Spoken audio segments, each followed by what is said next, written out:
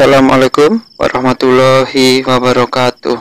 Apa kabar para sahabat semua? Mudah-mudahan kalian senantiasa sehat dan senantiasa dilancarkan semua urusannya. Sampai jumpa di channel Rumah Cerita. Kali ini Pak Tono akan membawakan sebuah cerita kiriman dari Erik Muhammad. Cerita kiriman dari Erik Muhammad ini berjudul Mencari Pesugihan. Namun seperti biasanya, bagi para sahabat semua yang belum subscribe channel ini, silahkan tekan tombol subscribe yang ada di bawah, karena dengan menekan tombol subscribe, para sahabat semua akan mendapatkan notifikasi jika channel ini upload cerita terbaru. Baik, cerita dilanjutkan. Aku Imam. Aku saat ini berada di sebuah kota bernama Salatiga.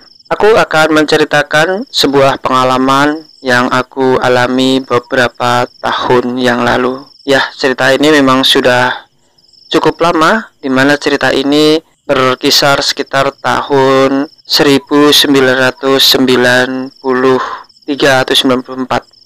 Saat itu aku di Salatiga, yang saat itu aku sudah berusia kurang lebih 24 tahun. Saat itu aku didatangi oleh saudaraku yang bernama Dani.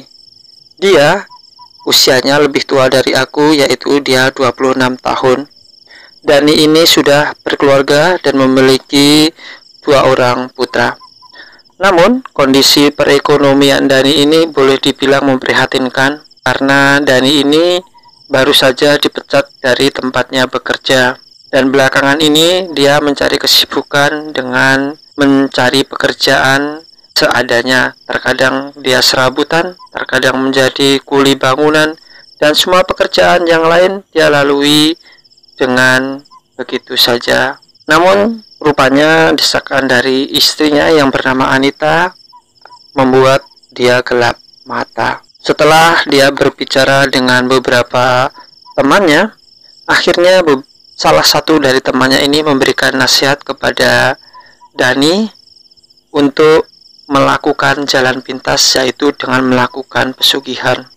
Saat itu Dani bertemu dengan Leo, dan Leo saat itu rupanya yang memberikan informasi kepada Doni untuk bertemu dengan salah seorang paranormal yang tak jauh dari kota Salatiga, tepatnya di kota Ambarawa.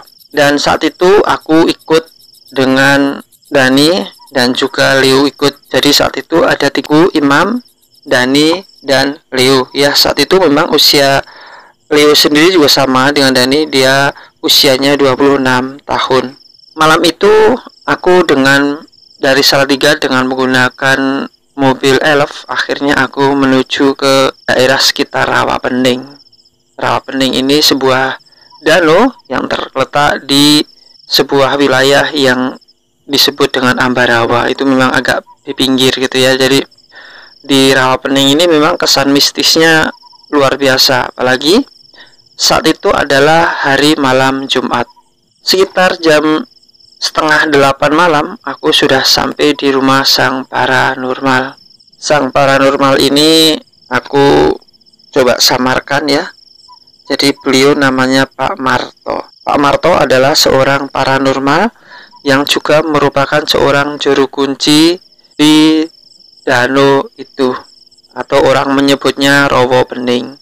Dan dari keterangannya Leo juga mendapatkan informasi dari salah seorang sahabatnya bahwa untuk mencari pesugihan di Rawapening ini, dia harus mendatangi Pak Marto yang merupakan juru kunci dari Rawapening.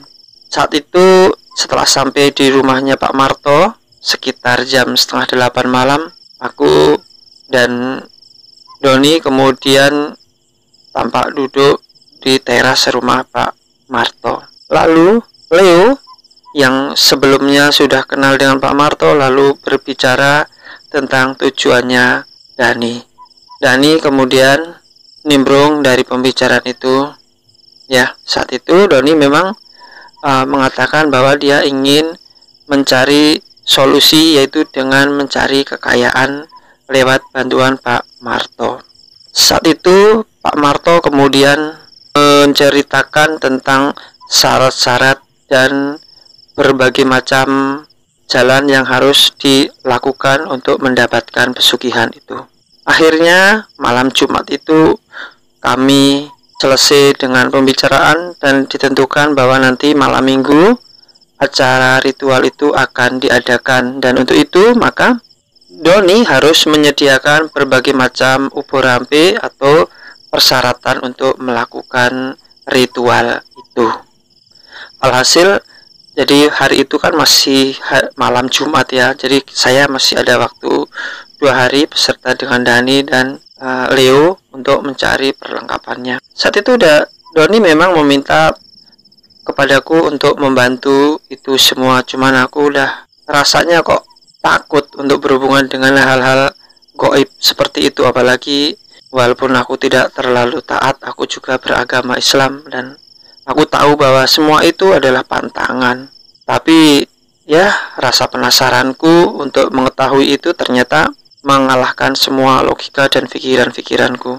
Akhirnya aku membantu Dani dan juga Leo membantunya, yaitu dengan pergi ke pasar dan membeli uborampe atau perlengkapan untuk mengadakan ritual itu.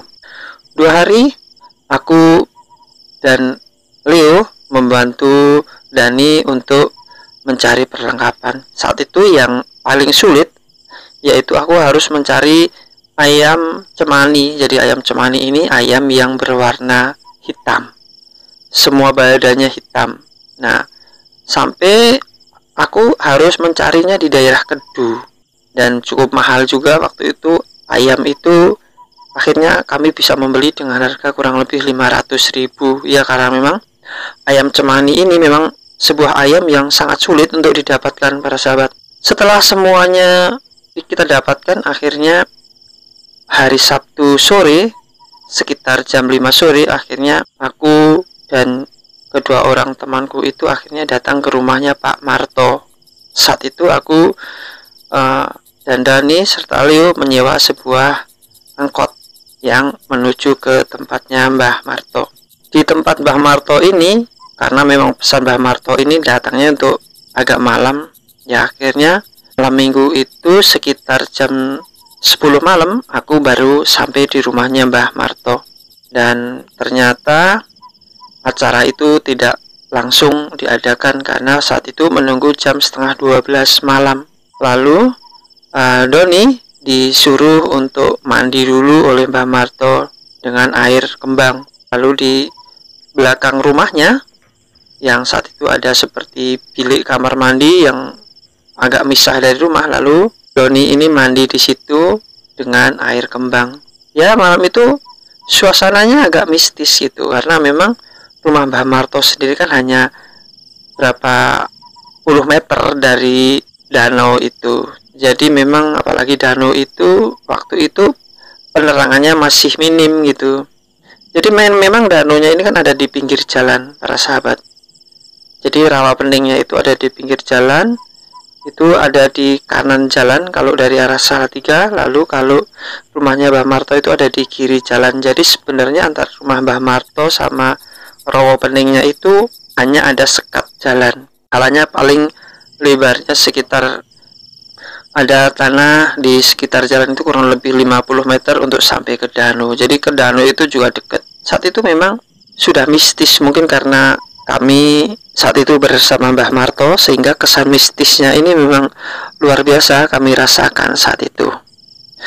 Dan sekitar jam 12 malam, jam 12 malam lebih beberapa menit, akhirnya Mbah Marto ini mengajak kami untuk ke rawa bening. Saat itu aku disuruhnya membawa tikar, lalu si Dani membawa ayam cemani, kemudian Leo membawa nampan berisi berbagai macam sesaji. Dan saat itu Mbah Marto mengajak salah seorang keponakannya yang bernama Bima. Ya, saat itu kami ada 5 orang. Dan setelah sampai di danau, aku melihat Mbah Marto komat kamit gitu sekitar 5 atau 10 menit. Kemudian setelah itu disediakanlah perahu getek. Kemudian perahu getek itu kami naikin. Saat itu ada 3 perahu getek dan kami naikin. Kemudian kami menuju ke tengah-tengah rawa pening itu. Di rawa pening itulah kemudian seperti aku gamparkan atau seperti aku taruh di air gitu. Jadi aku taruh di air, aku lebarin di air biar tiker itu ngambang. Dan benar saja, tiker itu ngambang. Para sahabat semua ngambang. Kemudian si Doni disuruh untuk menaruh ayam cemani itu di tiker itu. Jadi ayam itu terlebih dahulu diikat sayap dan kakinya biar tidak terbang. Lalu si Theo diminta untuk menaruh sesajinya. Sesaji yang masih di nampan itu lalu ditaruh di atas tiker. Nah, disinilah keanehan mulai terjadi para sahabat. Tiker itu dia bisa mengambang, kemudian ada ayam, kemudian ada berbagai macam perlengkapan sesajen di situ.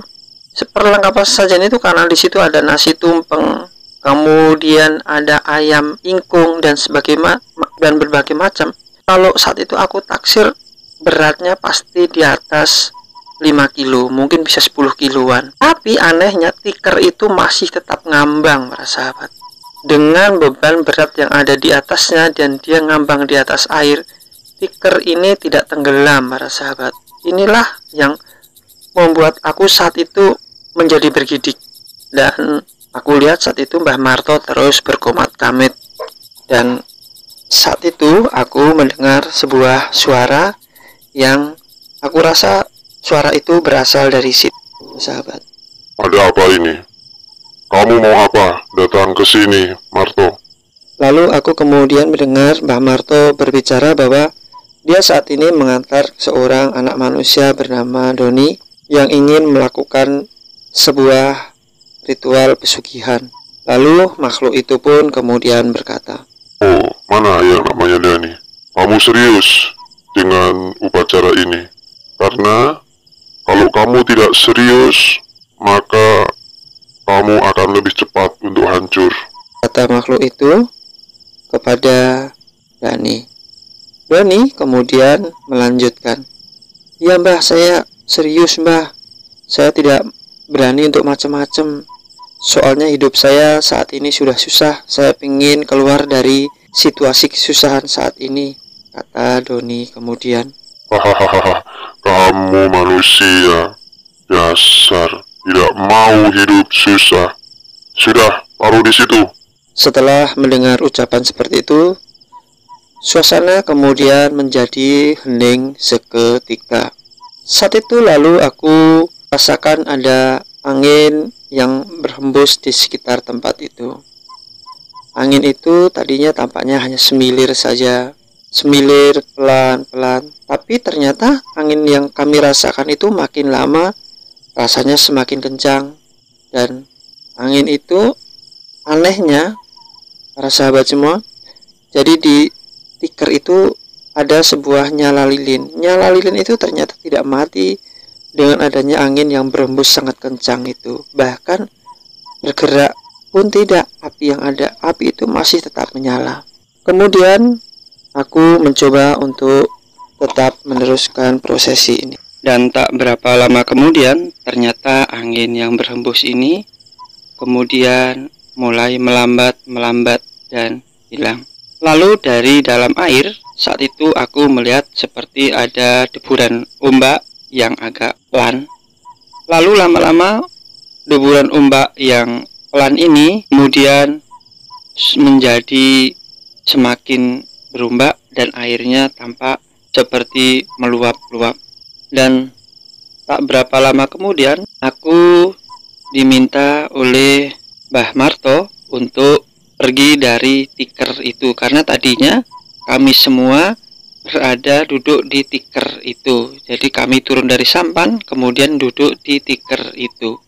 Lalu kami kemudian menuju ke sampan yang ada dan berjalan pelan di tikar itu. Jadi inilah keanehan yang menurut saya luar biasa. Jadi tikar yang saat itu mengapung di air dengan diduduki 5 orang, sesajen dan lainnya, tikar itu masih tetap mengambang. Bahkan saat itu kami pun tidak kebasahan karena malah seolah-olah tikar ini melayang beberapa senti dari air. Setelah itu kami kemudian turun ke sampan yang membawa kami.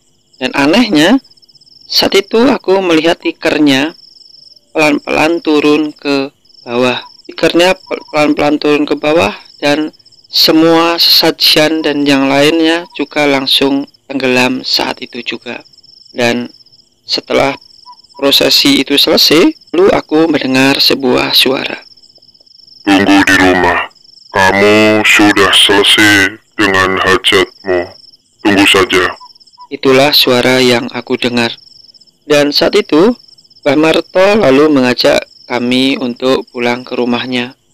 Dan sampai di rumah Mbah Marto kemudian menjelaskan kepada Doni bahwa acara ritual malam ini telah selesai dan dia bilang mudah-mudahan sukses. Jadi kemudian malam itu kami pulang ke rumah.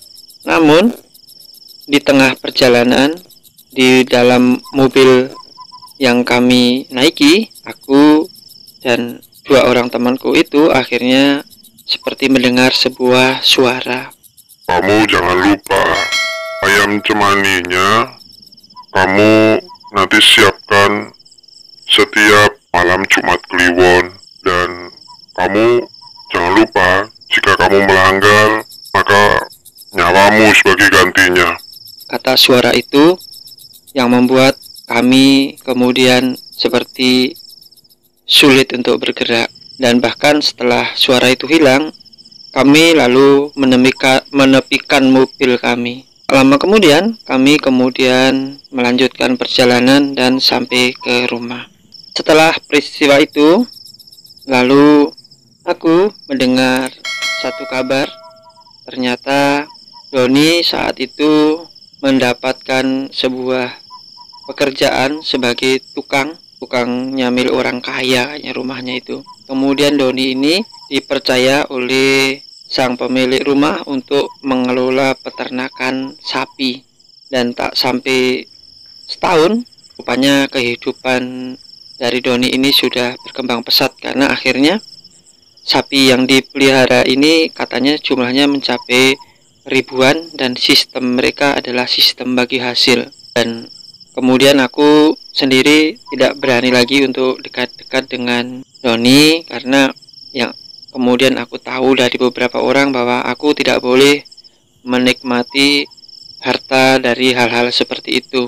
Dan ya itulah yang akhirnya bisa aku ceritakan. Aku kemudian menjauh dari Doni dan aku juga hidup dengan kehidupanku sendiri. Namun di sini aku juga merasa berdosa karena aku ternyata turut serta dalam ritual mencari pesugihan itu. Baik, para sahabat semua, itulah cerita yang dikirimkan oleh Erik Muhammad. Dan Pak Tono mengucapkan terima kasih atas kiriman dari Erik Muhammad. Dan juga terima kasih kepada para pemirsa semua yang telah mendengarkan cerita ini sampai selesai. Jangan lupa di subscribe channel ini ya. Akhirnya Pak Tono mengucapkan wabillahi taufiq wal hidayah. Wassalamualaikum warahmatullahi wabarakatuh.